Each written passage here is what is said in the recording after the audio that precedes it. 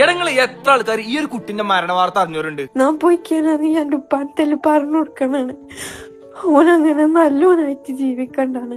നമ്മുടെ നാട്ടിൽ ഇപ്പോഴും ഈ മരണ വാർത്ത അറിയാത്ത കുറെ മാതാപിതാക്കളുണ്ട്. ഓർക്ക് വീഡിയോ കാട്ടിക്കൊടുക്കുക തന്നെ വേണം. കെട്ടിച്ചു വിട്ടൊരു പെൺകുട്ടി ഒരേ പ്രശ്നം വീട്ടിലെന്ന് പറയുമ്പോ സ്വന്തം ഏട്ടനായിക്കോട്ടെ സ്വന്തം വാപ്പയായിക്കോട്ടെ ആ പറഞ്ഞ കാര്യത്തിൽ വല്ല സത്യം ഉണ്ടോ നിങ്ങൾ അന്വേഷിക്കണം. ഓളാ വീട്ടിൽ സേഫ് ആണ് നിങ്ങൾ ഉറപ്പുവരുത്തണം. നമ്മളെ സമൂഹത്തിന്റെ വലിയൊരു പ്രശ്നം ഞാൻ പറഞ്ഞു തരട്ടെ. നമ്മൾ സ്വന്തം മക്കളെയും കാറ്റിൽ വാല്യൂ കൊടുക്കുന്നത് നാട്ടുകാർക്കും കുടുംബക്കാർക്കുമാണ്.